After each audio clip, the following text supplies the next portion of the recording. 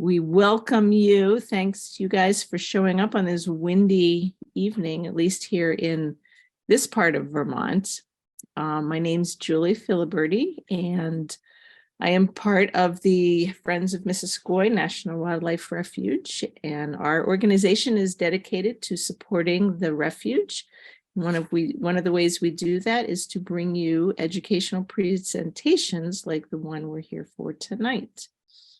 If you aren't already a Friends member, but share our appreciation of the refuge and want to support it, please consider joining us at the Friends. It's easy to sign up to become a member on our website.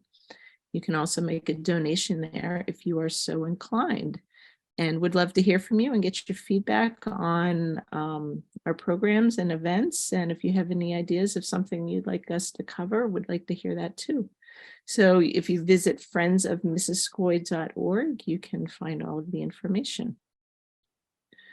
We all enjoy the refuge year-round, but this time of year during migration, it's a wonderful place to spend some time. And we look forward to World Migratory Bird Day every year, not only because it brings great birds back to the refuge, but also because it brings a great many of you out to enjoy it alongside us. And before we get started with our presentation tonight, I'd like to honor the Abenaki by reading our land acknowledgement. The lands and waters of the Missisquoi National Wildlife Refuge are very special places to those who make it their home. And we, as the current stewards of this area, recognize our responsibilities in caring for these lands and waters. We recognize that these lands and waters are also important to the Abenaki Nation of Missisquoi, the previous caretakers of this land. We are grateful to them and their ancestors for caring for this land and its surrounding waters for thousands of years. We understand the importance of this land in the indigenous heritage of the region and to the Abenaki, present and past. We recognize the hardships and suffering these families endured when they were pushed out of their traditional ancestral lands as European colonization took hold. And we acknowledge their agony and despair when their access to the Delta for subsistence was ended by the creation of this wildlife refuge. We invite our visitors to share in honoring this Abenaki home by engaging in mindfulness while enjoying the refuge lands and waters, and by holding the space with care and appreciation. Thank you. So with that, I would like to welcome this evening Kevin Tolan. He is a biologist with the Vermont Center for Ecostudies. And for a couple of years now, Kevin has been working on collecting data on Vermont's Eastern Meadowlark population, as well as the farming practices of the fields where they're being found. So the survey is ongoing, but he has compiled what he's collected so far, and he's here tonight to tell us what he is learning. So welcome, Kevin, and thank you for being here to share what you have. You can go ahead and take it away. Well, yeah, thanks for having me. I see a couple familiar faces here and some new ones as well. Yeah, I'm Kevin from the Vermont Center for Ecostudies. I work with grassland birds as well as mountain birds, such as Bicknell's thrush. And right now I'm finishing up my vernal pool field work as well as the season's changing. I have really enjoyed my time at Missisquoi. I went there to bird when I was in college. The purple martin houses are great, Martinopolis. So I've seen so many really neat birds, and I've had the good fortune of working there with the Meadowlarks. We have netted one. We've tried to net several, but they were a little crafty and bounced out of the net. And I just kind of want to talk a little bit about these rare species, the Meadowlark and a couple others that are found in Missisquoi, and the Missisquoi is like a stronghold for them, and just that general Swanton area as well. To understand the topography of Vermont, you obviously have to go back to the glacial times. Go back 10, 15,000 years ago, when there's a big sheet over the landscape.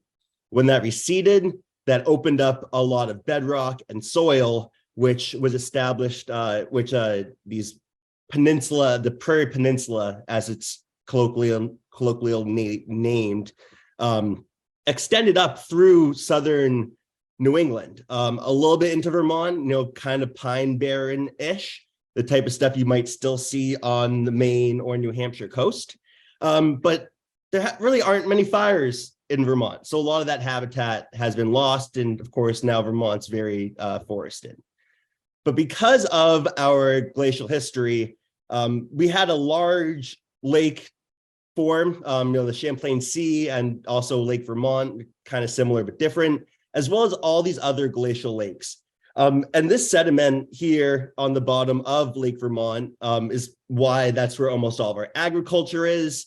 And that's why that's the most open area with hayfields. Even though these hayfields are anthropogenic in Vermont now, we don't really have any naturally occurring hayfields anymore. We still have the birds that are present there. And even though these birds are thought of as Midwestern birds, our habitat has become increasingly important. Even though there is a big extent of grasslands throughout the American West into the Chihuahuan Desert, which you might not think of as a grassland, but it is a dry, arid grassland. A lot of this habitat has been lost, and especially the habitat that our birds, such as meadowlarks and even bobolinks, rely on.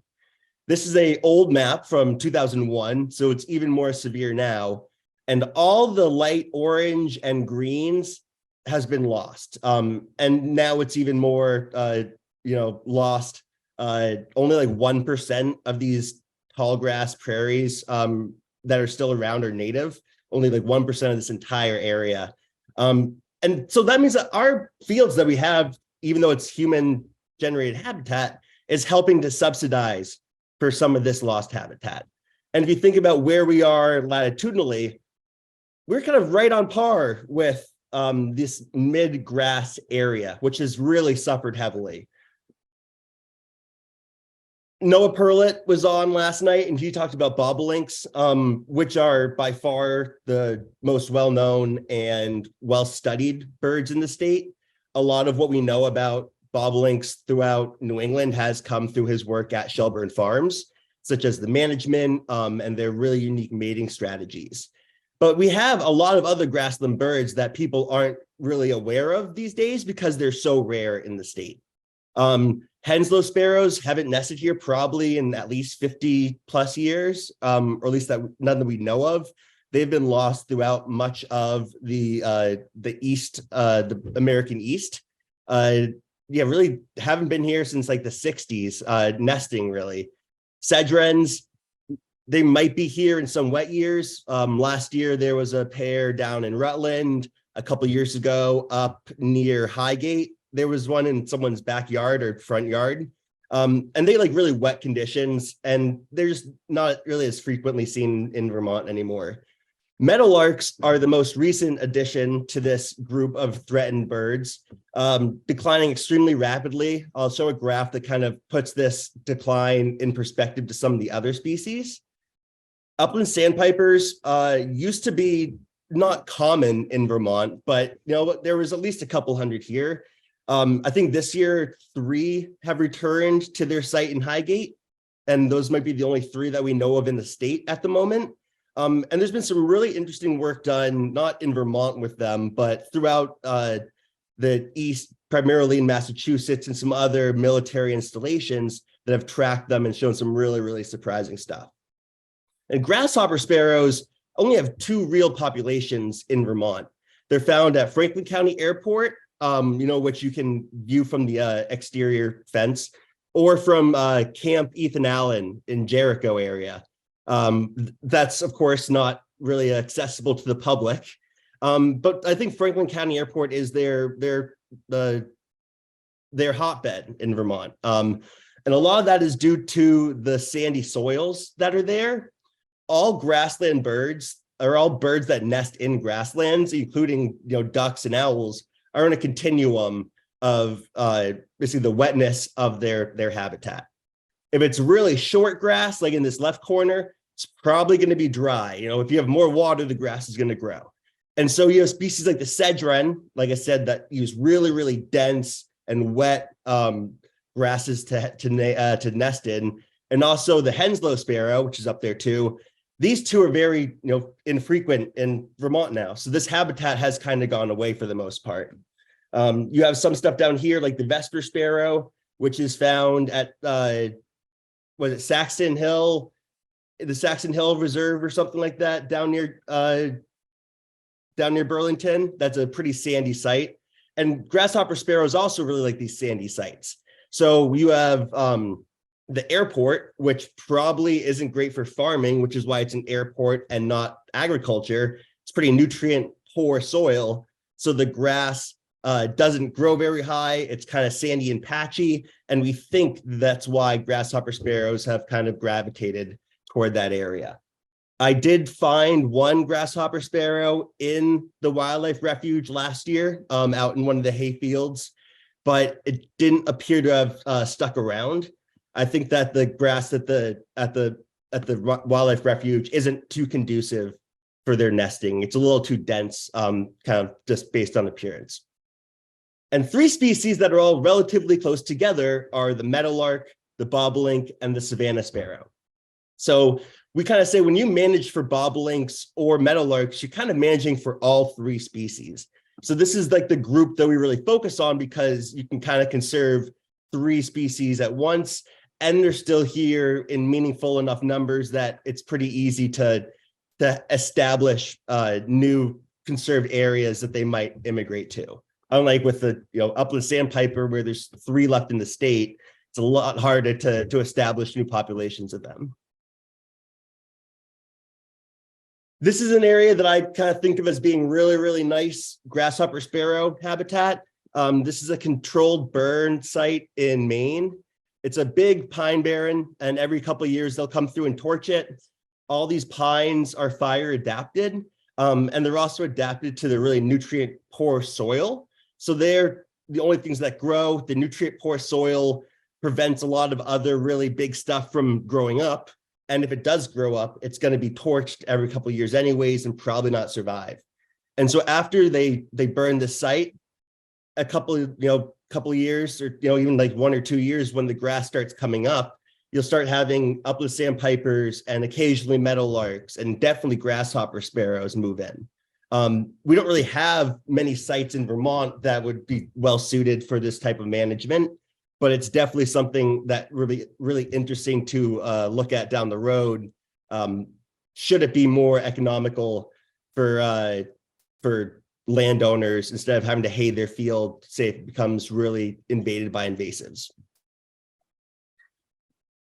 It's not just in Vermont that that grassland birds are doing badly. It's again focusing on the meadowlark. They've declined 75% estimated range wide. And a lot of that has been in the peripheral areas, their range. And I'll show you in a second, they have a pretty extensive range, and Vermont's pretty close to the northeastern area of it. These are breeding bird survey results from the upland sandpiper and Eastern Meadowlark over the course the last 60 years, something like that. These are standardized surveys that are done along roadsides, so not ideal for grassland birds that might be farther away from roadsides, but it's a good measure of their abundance. And it's pretty sad, huge declines. The upland sandpiper decline started longer, like further back than the surveys ran.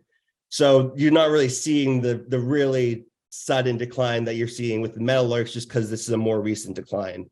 But one thing I really like about these graphs is it has these 2 little spikes here, like the late 70s, early 80s. And that was the 1980s farm crisis, where there was a lot of farms. So there's a lot more habitat opening up.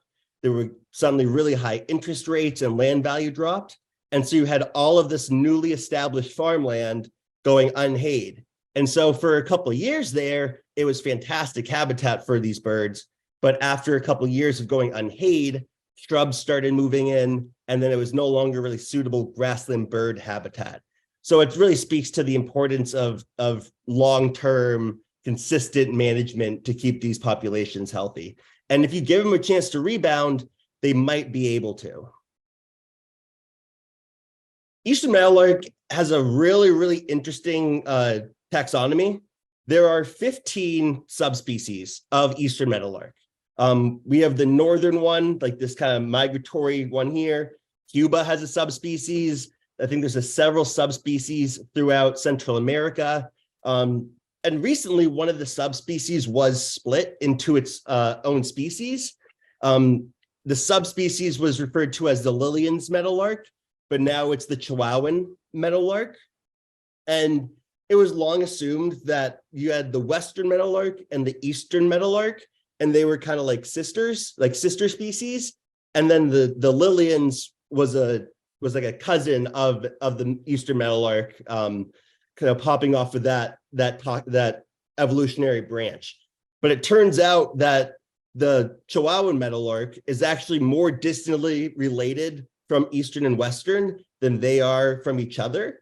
So it was a huge, at least in the conservation world, a pretty big taxonomic rewrite, because suddenly you have 3 species you got to care for, which can have implications for management and funding, and just conservation efforts in general. And it also shows what's being discovered now with new DNA technology, and like AI, and just the ability to really analyze audio clearly, because there could definitely be more species hiding in here. And that's important to know, because we need to know if we have to conserve certain populations because they might be a different species that's really range restricted.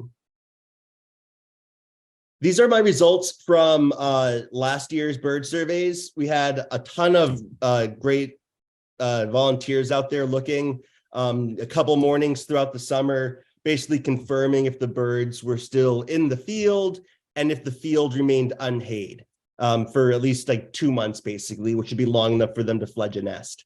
So almost all the observations from the Champlain Valley, which kind of makes sense. This is again where the ag is. There's several up in the Grand Isle area. Of course, Missisquoi, I think had 5 adults last year, maybe 1 or 2 more. So it's one of the biggest sites in the state. Most of these sites only have 1 pair of meadowlarks. You only have 1 male and 1 female. So that really restricts their conservation a little bit, because you don't have to only worry about 5 sites. You got to worry about 1 site for every pair. But Missisquoi is one of the few sites that has a couple pairs. There are also a couple sites like that in Fairhaven and in the Charlotte area.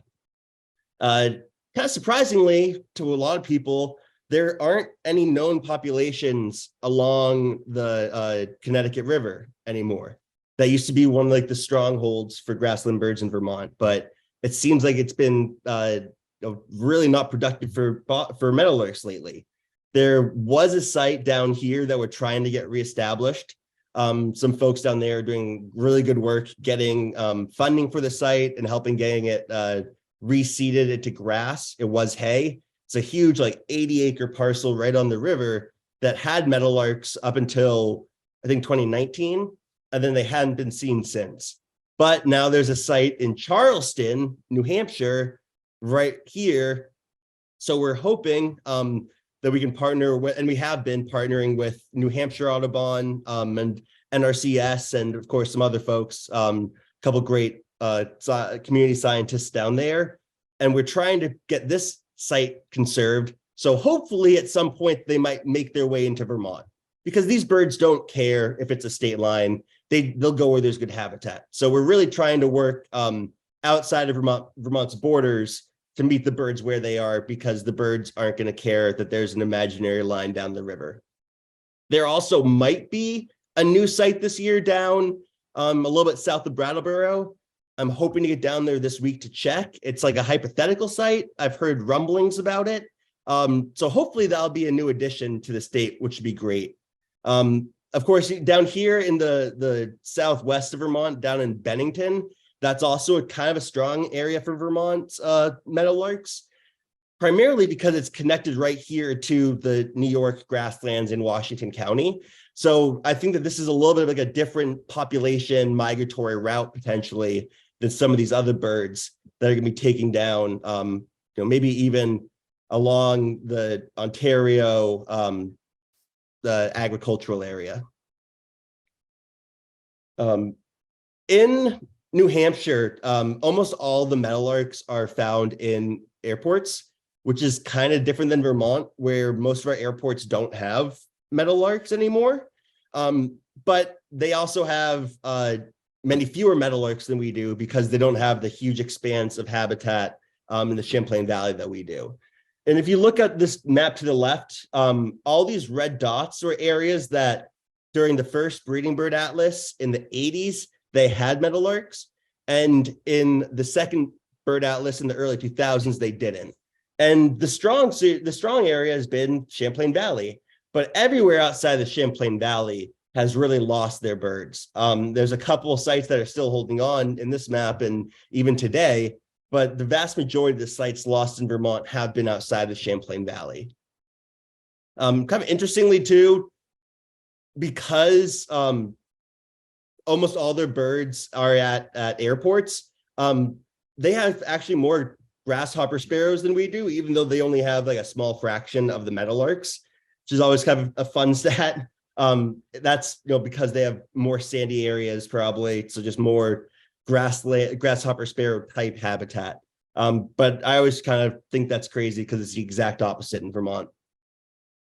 This was some GPS tagging of meadowlarks done in 2019 or 2018, and they have a pretty wide variety of migratory movements. Some of them barely move at all. Two birds that were tagged in Delaware, I think, didn't move at all, so they're not shown. This bird moved from Cape Cod down to the Maryland area. So we were really not understanding these movements because they're so variable. We had no idea what Vermonts were doing. Were they going down to Massachusetts or were they going to South America? So we did this big project with the Smithsonian. It's still ongoing. It's a continent-wide project looking at both Eastern and Western meadowlarks. And we put out 5 GPS tags last year, and we just put out 5 more this year. One of the birds, the tags failed and it didn't return, so we couldn't recatch it. Another bird that was in Bennington returned with a non-functional tag, so we collected the tag, hoping that the data was on there. But it turns out that I'm not sure if it's the bird or what, something nibbled off the contact points that we need to hook it up to the computer to get the data. So now we have to send it into the company to hopefully get that data. But it kind of interesting, showing pretty a wide variety of movements. The Missisquoi bird right up here went down to Long Island and stayed there the entire winter. And while as the other 2 birds that returned data, both in the Charlotte, Shelburne area, moved down to the mid-Atlantic. So I'm really excited to see where the next 5 birds go to. And then hopefully we can kind of understand more how the migratory connectivity of our population kind of blends in with the other species that might be more in the Midwest. It also appears that Western meadowlarks are much more migratory than our Eastern meadowlarks. Just primarily looking at like just the distance that they moved, the Western meadowlarks tended to be more migratory and move further in the winter. Upland sandpiper is kind of a case study in what happens to grassland birds, not just in Vermont, but everywhere. They were, like I said, not common, but not excruciatingly rare in Vermont, kind of like how meadowlarks are now in the early 90s. And by 2023, there's like 3 left in the state. So meadowlarks are kind of right here at where uppies were in 1991. And this is probably a pretty similar track to what we'll be seeing with meadowlarks unless we act quickly. But it's really hard to bring a species like this back where the numbers just aren't there. And you can see we are really, really at the northeastern extent in the U.S. at least. It goes up a little bit further in the St. Lawrence Seaway up here, or along the St. Lawrence whatever. And then it's an interesting breeding distribution too, because it's up in Alaska a little bit, up in that like a Arctic prairie, and then just throughout the prairie pothole regions. So it's kind of really surprising, even though we have it over here. In Maine, there's a little red fleck here, They have them in blueberry barrens, which is really interesting. We don't really have extensive blueberry barrens here, but you wouldn't really think of that as a substitute for grasslands. But up in these large blueberry barrens in coastal Maine, this is where the uppies breed.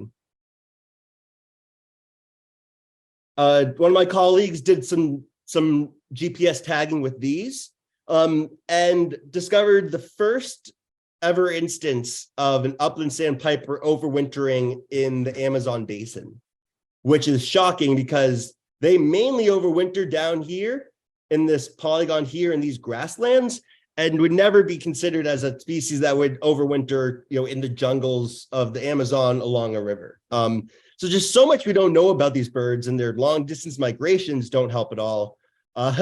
And their rarity and large territory size also make them hard to study, because at one field you might have 25 bobolinks you could study and get really nice data like showing those migratory patterns. You might only have one upland sandpiper there, and it's a lot harder to catch. The loss of these grassland birds has really been driven by population or by habitat destruction. This is an area, this is I-89 here. And back in 1991, I was going through all the historic upland sandpiper records. There was a upland sandpiper site right here. And now obviously it's gone. And this is a microcosm of what happens with grassland birds. We know where they are, but the allure of development and financial gain is so strong that it's really hard to fight this type of stuff. So it's really important when a project is proposed to understand the birds that are there before anything's done, and try and mitigate whatever issues you might have.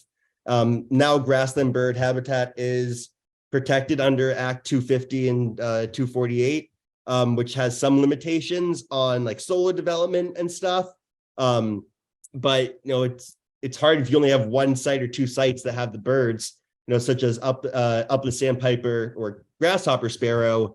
How do you mitigate a loss of a site like that? And that's just in an agricultural landscape. It's so hard to fight that type of stuff. The last species I really want to focus on right now is the grasshopper sparrow. Kind of another species that we are at the very northern extent of, or the very northeastern extent of.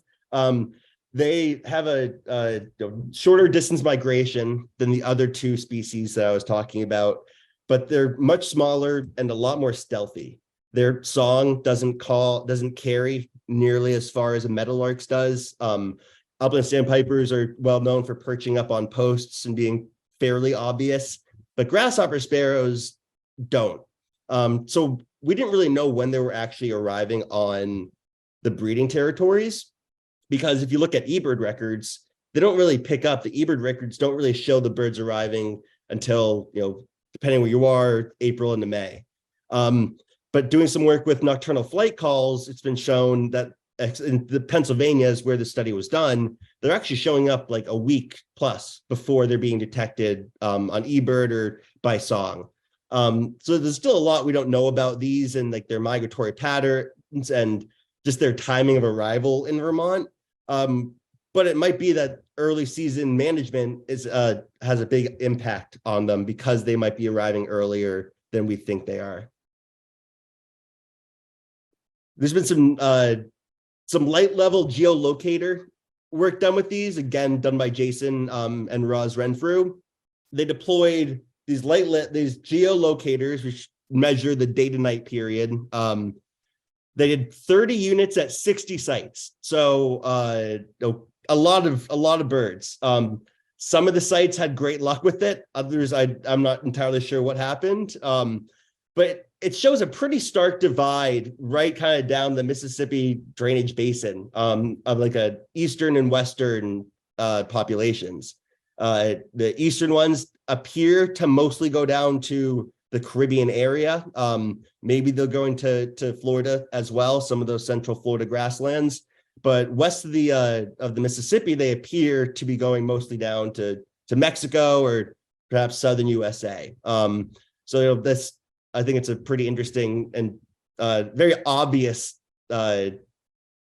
example of how these migratory connectivities and pathways can vary across the continent, even within the same species.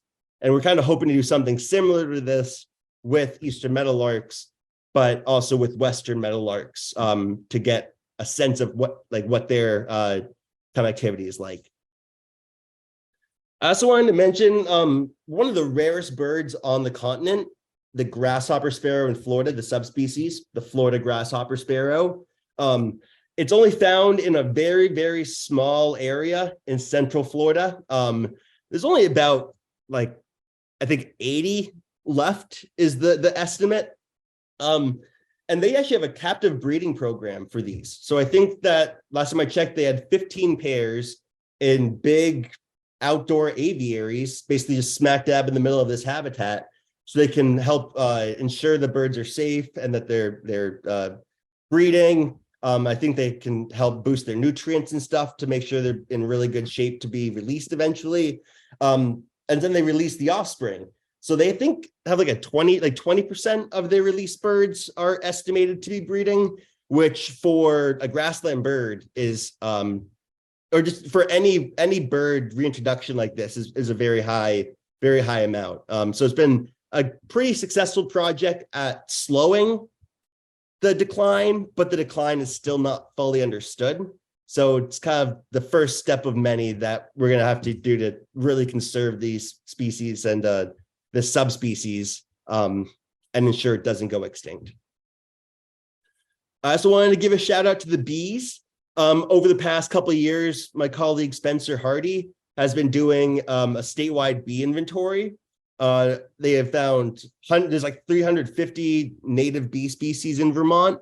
And using all this data, they did a bunch of surveys at Mrs. Coy and elsewhere. And kind of similar to IBA's important bird areas that a lot of people might be familiar with, because you might see them on eBird if it has it in the hotspot name, IBA, important bird area.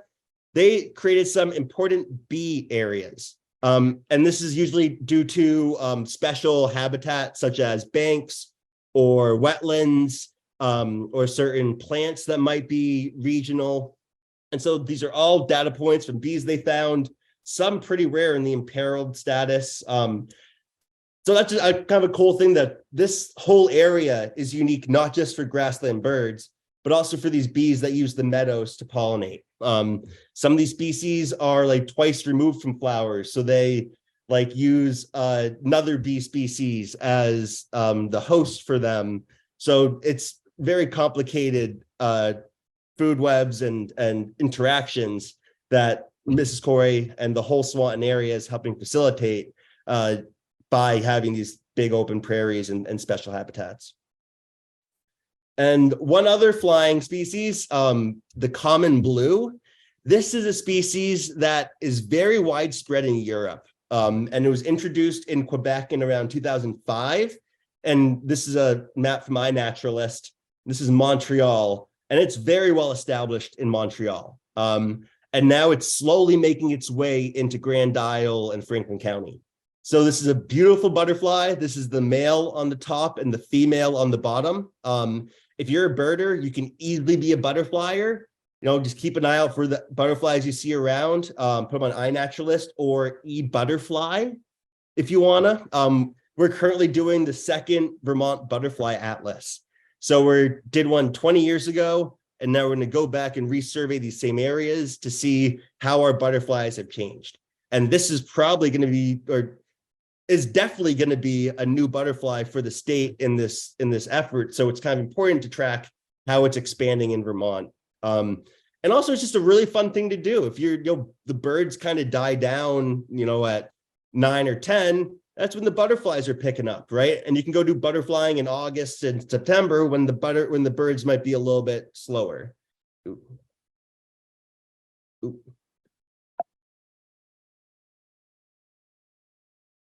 Sorry, I didn't know that I had a minus button that did that. And then one other thing I really want to touch on is invasive plants. I know that they're becoming more of an issue in the area. Yellow rattle has been found at some of the fields I've visited in the area. And invasive plants are really, really hard to get rid of once established. And the management of invasive plants is pretty much polar opposite of management for grassland birds. With grassland birds, you want to, hay one time a season after they've all fledged, so you're not injuring the nests. With invasive plants, you want to hay like 3 or 4 times a season to prevent them from seeding, to let the grass grow still, which is costly and can be really emotionally hard on some landowners. That it's really, really hard to see birds like that, for a fact are not going to be able to breed, see them trying to. It is not a fun sight. So it can be really hard to convince people to control these plants. Of course, the cost, as I mentioned, plays probably the biggest role in that. But the more you let these plants take over a field, the less, well, in theory, the worse quality of the habitat will be. And in theory, the fewer grassland birds you'll have there, until eventually there's just no grass left and there's no grassland birds left. So if you do see these starting to invade in a field, I would suggest getting out, at least once every couple of weeks in the summer. You have a field to kind of inspect for any new plants that might be coming up. Because if you can get on them early enough, and you might only have it on the edges or restricted to wherever you park your mowing equipment, because that's where the seeds fall off, you can focus on that one area and let the birds breed everywhere else, and just manage really heavy the small area, which is obviously going to be a lot less expensive than managing the entire field for them. Of course, there are options like herbicide and stuff. I don't really suggest those in fields where birds are eating insects, because the insects eat the vegetation. But that is a route that you can go. But I think that mechanical management through either haying or through spot treatment, if it's only a couple areas that have it, maybe you can go through and just cut the top off the seeds to keep them from becoming viable. So this is just something to keep in mind, and it's a lot better to act on it quickly than just watch the issue get worse and worse. And I guess this will be a good point to bring up that I love doing landowner visits. If you do have a hayfield or know someone with a hayfield, I would love to come out, check out the birds, meet with you, discuss the management, and hopefully do an invasive plant survey. I'd really like to start getting a better sense of the impact that invasive plants have on species like bobolinks and meadowlarks, and even stuff like song sparrows, or bluebirds, or these other grassland adjacent species that are probably impacted in some way by invasive plants. So please let me know. My email is grasslands@vtecostudies.org. Shoot me a question, or if you have any leads on people that might be interested in chatting, let me know. I just want to end on this. I talked a lot of kind of doom and gloom here, and grassland conservation is a lot of doom and gloom. It can kind of bog you down a little bit, but this is kind of why we're hopeful to some extent. Even though we will be losing a lot of potential bobolink habitat, this is a map of bobolink habitat, especially the drier areas that might be more subject to fire or intense heat waves. We are expected to be able to provide good habitat for these grassland birds, especially bobolinks in Vermont. Franklin County is one of the highest ranked counties in the entire U.S. in this model. So it is kind of sad, but there is a lot of good that can be done, and it's never too late to try and make a change to really love our grassland birds, because I think that they can go underappreciated sometimes because they're just out in a hayfield and not always up close in a shrub, right, like a warbler. So it's again, like I love meeting landowners. Land conservation is the best thing we can do for these species. They just need habitat. So please do whatever you can to help these species. Check in with me or NRCS or Vermont Audubon. We all love grassland birds, and we all want to try and do what we can to keep them here.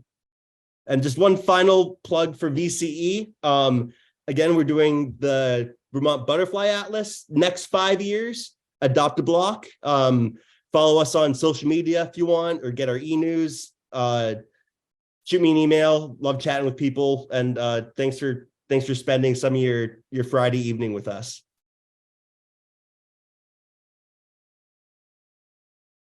Cool. I got 2 questions in direct message. Is ironweed a problem for grassland bird habitat? Anything that can really take over a field is kind of the problem. It's not as much the species as it is the structure. So, this is kind of base level, not really thinking about the impact it might have on insects. But in theory, a bobolink shouldn't really care if it's a native forb, a native flower, or an invasive flower. The invasive flower is just more likely to dominate the field, and then there'll just be too many flowers in the field. So we think that it's mostly structural. So anything that can take over the field is kind of an issue.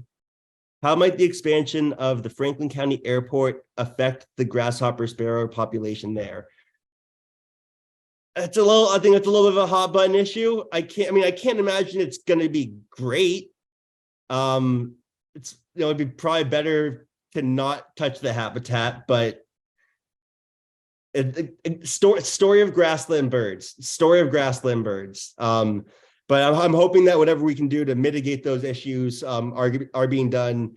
I know that we'll be doing some surveys there for the grasshopper sparrows to get a better understanding of their habitat use of the site, and hopefully be able to monitor them. So I'm a little nervous, but hopefully it all turns out okay. And I have trust in the people doing it for the most part.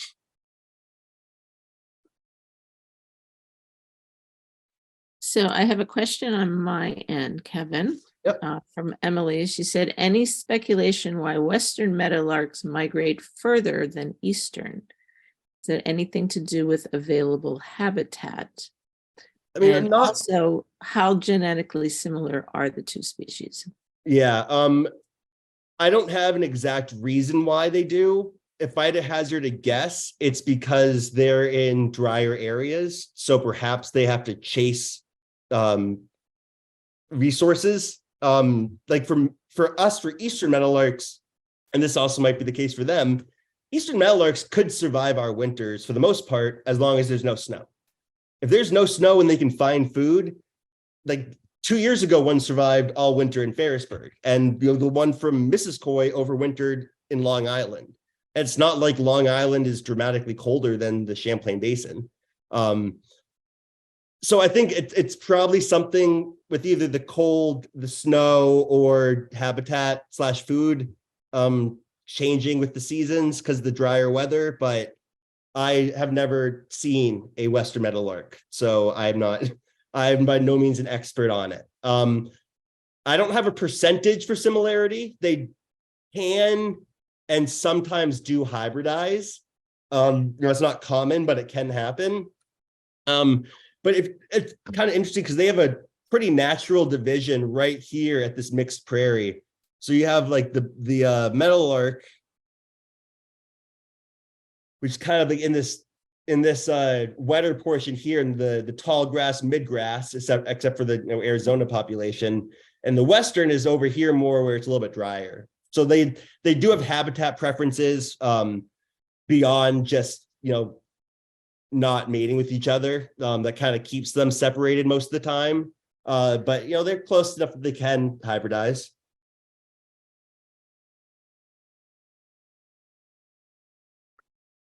If a landowner has a grasshopper sparrow on their property, who's the best person to contact, or just eBird it? You could contact me. I guess I would be one of the better people too. Either me or Audubon, Vermont Audubon, but I'd love to hear from you. So please contact me. But anyone would be excited about a grasshopper sparrow. So no one you contact is going to be mad about that. That's very exciting news. And Nancy said, hey, Kevin, you visited me and my field a couple of years ago to help with bobolink management. So far this year, I don't have any taking up residence. I've had some flyovers. Should I give up hope or is it still too early? You might recall I had over a dozen at the end of the season last year. Also, anything I can do to encourage Eastern Meadowlarks? Yeah, I'd say it's a little too early to give up hope. I get that for the most part. So the way that bobolink migration works is you have like the older males arrive first, and then generally the older females, and then the younger males born last year, and then the younger females born last year. So I think for the most part, only the older males have really shown up in full numbers. So there'll still be some jockeying for breeding habitat. So as more come, they might get pushed around and all the fields will get colonized. Also, once other fields in the area start haying, those birds will need somewhere to go. So even if you don't have any there in, late May, it might be one day in early June, you open your door and suddenly you have 5 out there because a nearby field was cut and they needed someplace to go. So, I don't give up hope ever, because even a bobolink-free grassland is much more ecologically valuable than a hayed field. Hayed fields are basically just concrete. They have very little ecological value. So never give up hope on getting a bobolink there. I remember that property. When we chat, I think we chatted earlier this year. Yeah, they'll be there at some point, hopefully. As for meadowlarks, there's a couple of things that you could try. You could try playing their song on repeat all morning, every morning, and hoping that one hears it and might think it's a good site to go to, so they move in. I don't think that's ever been necessarily tested with meadowlarks, but it has with other species. But I think that they're so picky and they need large fields, and there's just so few of them that I'd say that realistically, there's not much you can really do other than just maintain the grassland in a delayed mowing state. Okay, well, we thank you very Yes, much. definitely. This is Thank recorded, you. so I know there will be some other people that are watching it that can't make it on a Friday night in May. So much appreciation to you for all the work that you are doing. Keep up the great work, you and VCE in general. We love partnering with you on some of these projects. Thank you guys for all you do. Yeah, thank you. Have a good rest of your night. Thanks for spending your Friday night with us. Good night.